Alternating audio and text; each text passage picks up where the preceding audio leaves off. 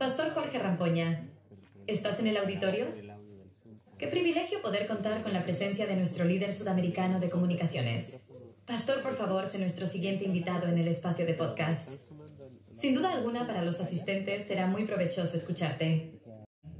Primera vez que me siento hacer esto, así que voy a escribir esto en mis memorias. ¿Ya? Jorge, dentro de lo que tú vienes viviendo en comunicaciones, ¿cómo nosotros hoy podemos, de alguna manera, generar en las nuevas generaciones, que hay nuevas generaciones y hermanos de experiencia que han tomado esto en el corazón, pero cómo podemos generar ese liderazgo espiritual que puedan mover a estas nuevas generaciones y ser más activos en la iglesia? ¿Cómo generar eso?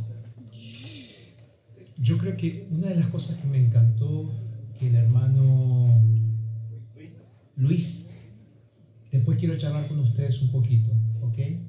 Pero una de las cosas, pastor, que me llamó mucho la atención de Luis, cada vez que lo escuchaba hablar sentía que él le brillaban los ojos.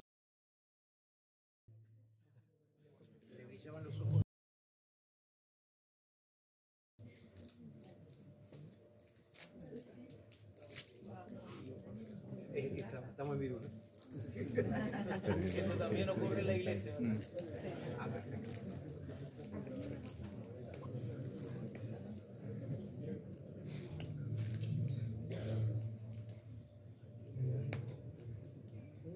Sí, ¿aló? Ahora sí. Entonces, pastor, te decía que una de las cosas que me parece que son fundamentales ahora es el hecho de, primero, entender de que nosotros tenemos que aprender a mirar un poco más a las personas a los ojos. Te voy a contar una cosa que estoy hablando mucho en diversos lugares donde estoy y una preocupación muy grande que tengo, pastor. La tecnología, yo soy una persona desde siempre, y tú me conoces, que soy un tecno-optimista, o sea, creo en la tecnología como una herramienta positiva para el uso de la predicación. Pero al mismo tiempo yo tengo una preocupación grande. La tecnología nos está distanciando y está distanciando generaciones. Está distanciando a las generaciones de los más jóvenes, de los adolescentes, y está distanciando a los adultos también. La tecnología está produciendo algo muy interesante, que es el exceso de dopamina en nosotros. Eso está desconstruyendo nuestro cerebro y está haciendo cada vez más difícil tener una conversación de seres humanos, una conversación inteligente, y eso está pasando con la familia, está pasando en la iglesia, está pasando en todos lados. Por eso que me parece que el primer paso para tener un liderazgo espiritual es el líder, nosotros los pastores, los ancianos de iglesia, los líderes que están trabajando en diversas áreas de la iglesia. Tenemos que sentarnos a conversar un poco más. Tenemos que empezar a mirar un poquito más a los ojos a las personas y nosotros empezar a mirar un poquito más a los ojos a Dios. Porque si queremos que nuestro liderazgo sea un liderazgo espiritual, si queremos realmente aprender a ver en las personas el potencial que las personas tienen, para eso nosotros tenemos que empezar a humanizarnos un poco más. Y los mensajes de WhatsApp, los mensajes de audio, las redes sociales, en vez de acercarnos, nos distanciaron. Parece que estoy medio esquizofrénico en el discurso, ¿no? Porque hace un ratito dije que tengo que usar tecnología para conectar personas y ahora te estoy diciendo que la tecnología nos está distanciando. Sí, ¿sabes qué? Hace un tiempo atrás leí un artículo sobre cómo las nuevas generaciones, a pesar de que están en esto de la conectividad, y tú lo mencionaste, están completamente desconectados del vínculo del hogar, de la realidad.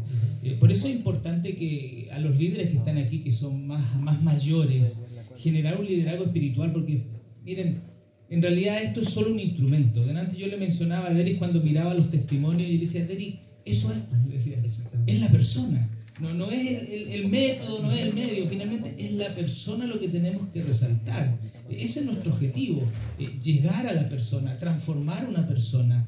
Y no perder eso, porque finalmente podemos nosotros perdernos en la conectividad y perdernos completamente del contacto, porque finalmente, mira, cuando miramos la Biblia, Jesús usó a las personas, ese fue el método, no hubo otro. Jesús usó a las personas para mover y transformar gente. Y yo creo que la tecnología nos lleva a mover a la persona, si no estamos completamente fuera del foco.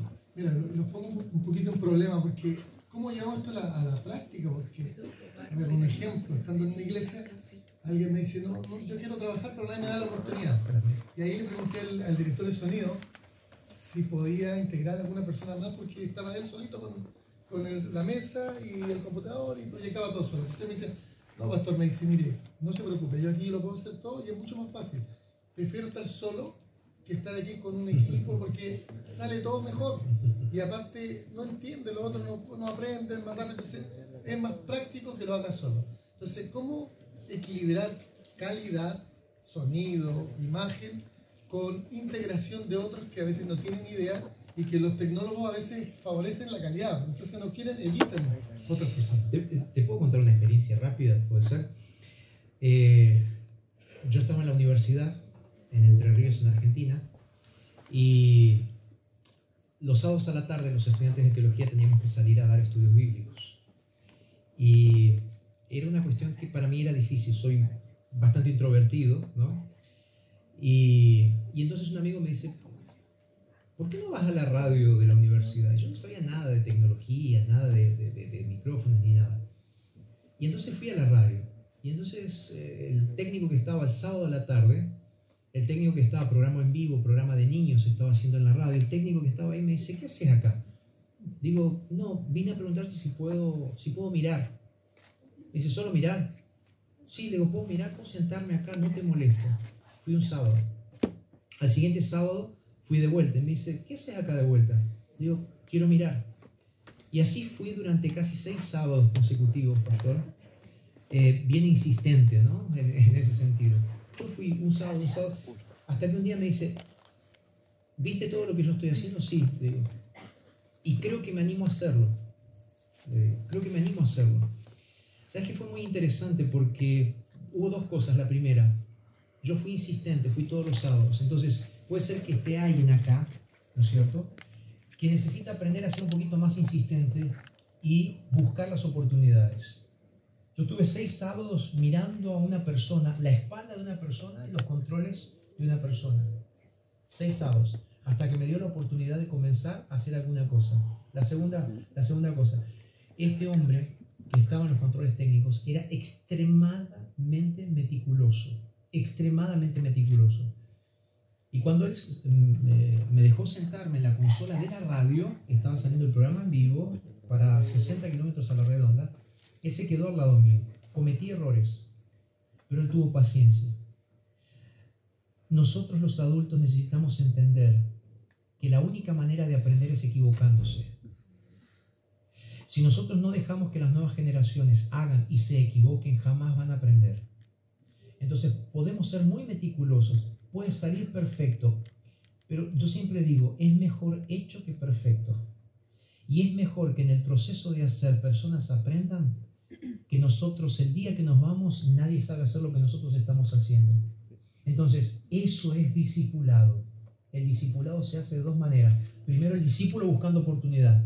Segundo, quien está dándose cuenta que es más importante, vuelvo a lo mismo, es la persona. En el proceso de la persona ir creciendo. Tenemos que poner los ojos en las personas que están en la iglesia y que a veces están sin hacer nada. Esto entonces requiere, Jorge, un poco más de intencionalidad, quizás. Totalmente. Requiere también sacrificio, ¿eh?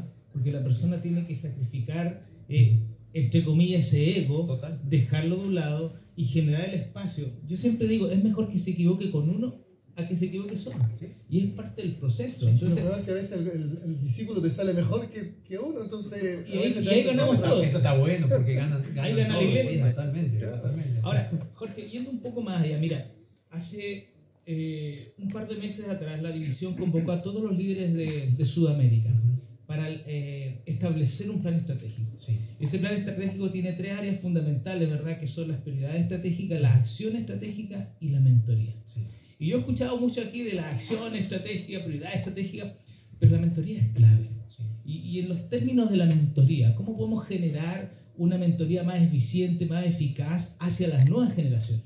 ¿Sabes que una de las cosas que estamos trabajando fuertemente, ¿qué es mentoría? Es la primera pregunta que tenemos que responder. ¿Qué es mentoría? Es alguien asumiendo la responsabilidad de hacer crecer a alguien. O sea, lo decimos en términos un poco más espirituales para nosotros, es discipular a alguien. ¿Tá?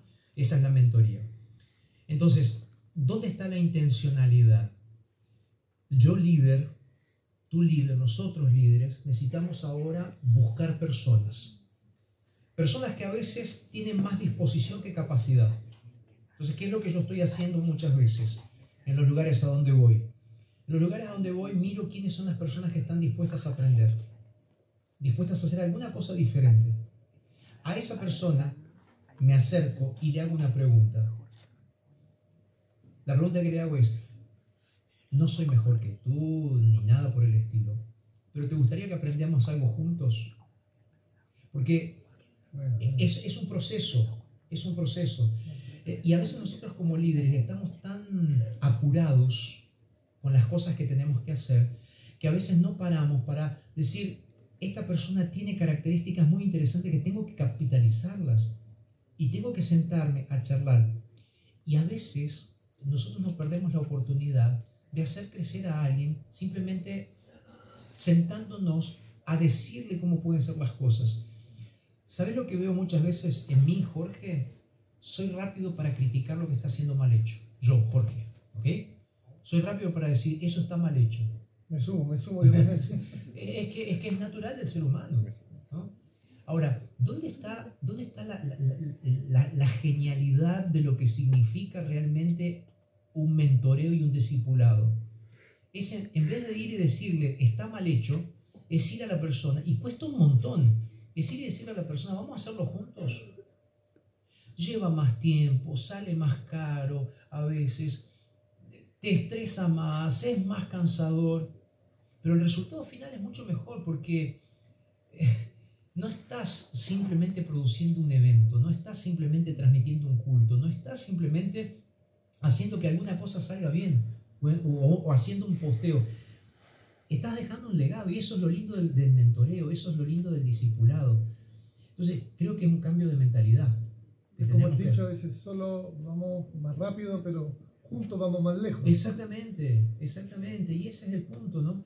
Ahora, eso es un ejercicio que como líderes tenemos que hacer, inclusive en la iglesia local, ¿no?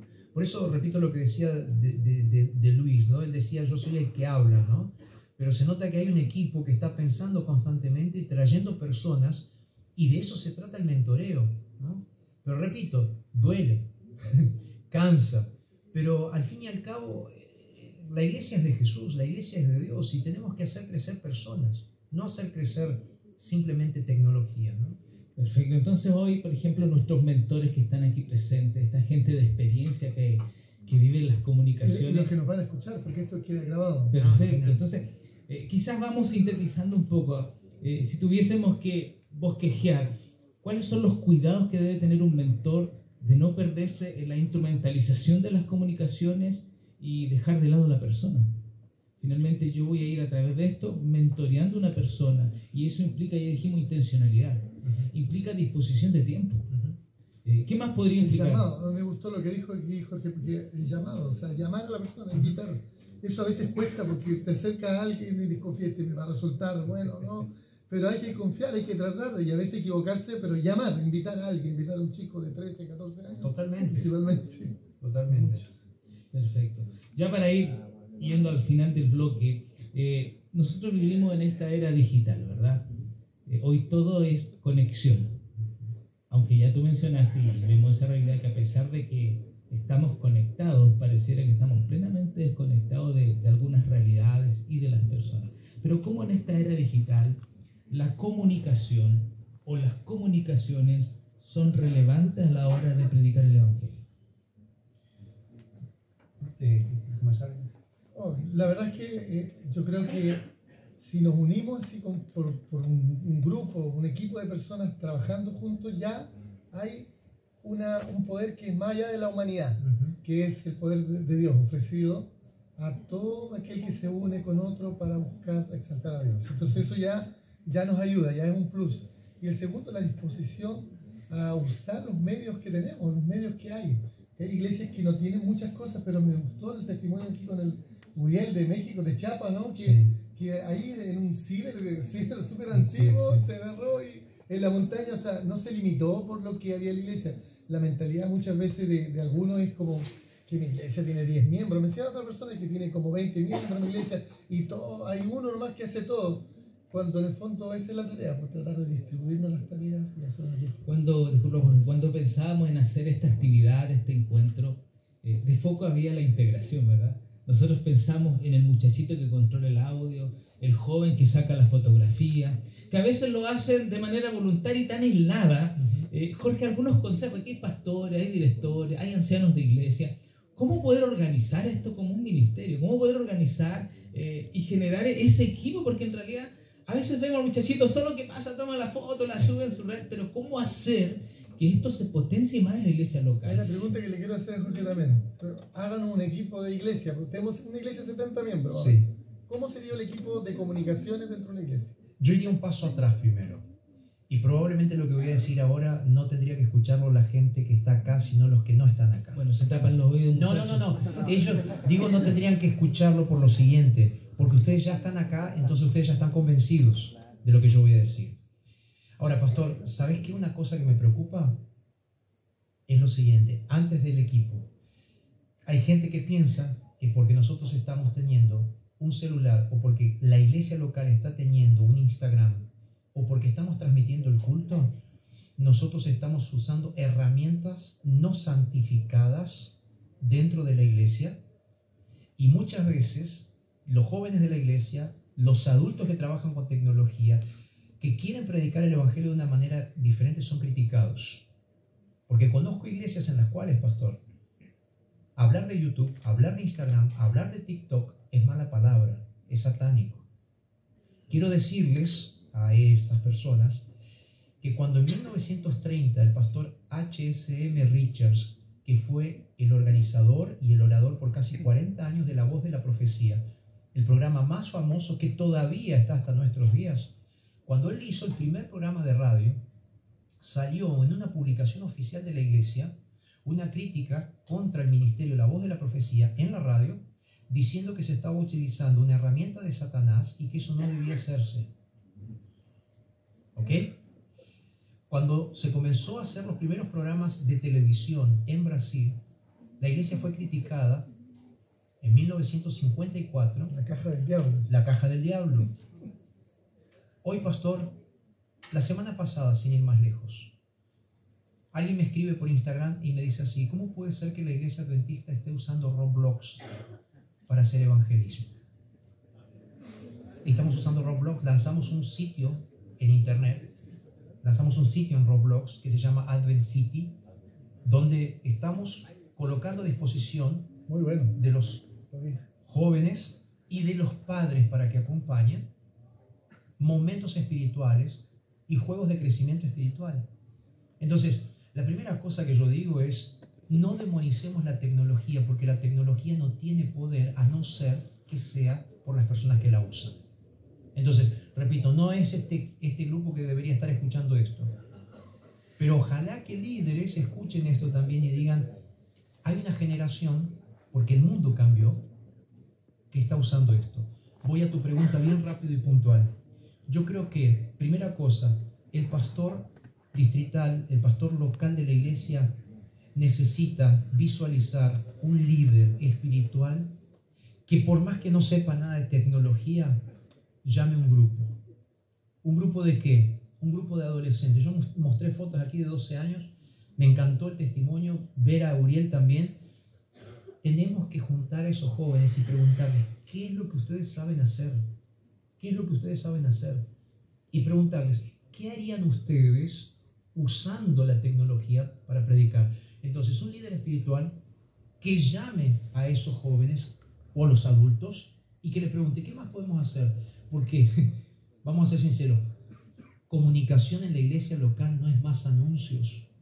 No es más anuncios. Comunicación en la iglesia local no es la mesa de sonido. Comunicación en la iglesia local hoy es transmisión en YouTube, es red social, es sonido, es pantalla, es programa del culto. Eso es parte de la comunicación de la iglesia hoy. Y para eso tenés que llamar a las personas. Tercera cosa, líder espiritual, buscar el grupo de personas. Tercera cosa, preparar esas personas. Tenemos que darles oportunidades para que aprendan, que hagan cursos. Hoy es muy fácil hacer cursos por internet. Y la mejor universidad y la mayor universidad, ya lo dije, es YouTube. Tenemos tutoriales a disposición. A veces ni necesitamos pagar para un curso, pero necesitamos entrenar. Entonces, un líder espiritual que busque gente para trabajar, que forme un equipo de trabajo, aún no sabiendo nada, pero que tengan disposición para aprender a través del entrenamiento, yo creo que eso es lo básico. Empiecen con 2, 3, 4. Yo me sorprendí y de paso voy a saqué foto, quiero hablar con ustedes, quiero usar ese testimonio de ustedes. 12 personas en una iglesia de ¿cuánto? 200 miembros. Amigos, estamos hablando de que ahí está más del 6% de la iglesia trabajando en un ministerio. Es mucha gente. Es una bendición. Entonces, creo que hoy la comunicación de la iglesia local es una oportunidad para que los nerds de la iglesia, ¿sí? Para que nosotros, ¿sí? Para que nosotros, porque yo soy uno de esos, para que nosotros ejerzamos un ministerio para gloria y honra de Dios. Simple. Eso mismo, me encantó esa visión. La verdad es que creo que la podemos aplicar, pero hay que convencer a los hermanos, ¿no? Porque hay algunos... Ahí está tu trabajo, pastor. Ahí está nuestro trabajo. Necesitamos que todos vendamos, porque eso nos falta vender este producto. El producto de las comunicaciones se tiene que vender en cada iglesia, y yo creo que son los que están aquí y los que nos escuchen en este momento, que escuchen este podcast, deben vender el cuento en la iglesia local con sus ancianos, incluso te diré con algunos pastores, porque a veces el pastor también todavía no está convencido. Entonces, lo que pasa es que voy a defender el gremio aquí. Lo que pasa es que yo creo que a veces el pastor recordando que somos todos pastores, ve el potencial directo del liderazgo. Sí. Y a veces pensamos, uno está en el distrito y dice, escucha, me piden un coordinador de esto, un coordinador de acá, y son los mismos 10 hermanos que hacen todo. Entonces, quizás la invitación es a abrir la mirada, porque dentro de esos 10 hay 2 o 3 que están detrás. Y yo digo, ahí están las nuevas generaciones que están dispuestas a que si se genera un espacio, está la voluntad, y está la pasión. Si esta gente hace con pasión, entonces quizás más que lo que mencionaba Derek, es mirar un poco más amplio y entender que no solo están esos 10, hay 2 o 3 detrás, y podemos generar un equipo y podemos ir adelante y llevar adelante un ministerio que en realidad envuelva a la iglesia, haga la iglesia más relevante, sienta que cada uno es parte de. Yo siempre lucho con esto, trato de que la iglesia vea a las nuevas generaciones como agentes activos. Nosotros necesitamos pensar incluso hasta los espacios para ellos, de tal manera que se sientan integrados y puedan ser parte activa de la iglesia de hoy, no de mañana. Es la clave. La verdad es que cuando yo decido a los pastores, estoy diciendo que en realidad muchos de los chicos esperan que el pastor se meta, y el pastor quiere, pero el pastor a veces no le da las manos para llegar a todos y para motivar a algunos. Entonces no esperes tener un cargo ni que te diga el pastor, oye, hazte esto, porque los que están acá no fueron invitados por su cargo. Aquí este es un encuentro, y la verdad este encuentro reúne a todos los que tienen interés en este tema y que reciban esta responsabilidad de conquistar su iglesia, no por un cargo, no porque se lo dicen, sino porque sienten la responsabilidad de ustedes. Gracias. Bueno, ya se nos va el tiempo, se nos fue en realidad. Para terminar, Deri y Jorge, un consejo a los mentores. Aquí hay mentores. Un consejo práctico, porque hemos escuchado de todo, hemos hablado de todos los ángulos, pero aquí hay un grupo de mentores. Para cerrar, ¿qué consejo le daría a cada uno de ustedes ahí? Creo que me están mirando acá, ¿verdad? Sí. Entonces ahí, ¿no? ¿Es eso? Ahí está. Genial. Te voy a mirar a los ojos porque te tengo que decir lo que te voy a decir. Creo que es fundamental para el trabajo que vas a estar haciendo ahí del otro lado. Primera cosa, orá para que Dios te dé la persona que tenés que mentorear, la o las personas.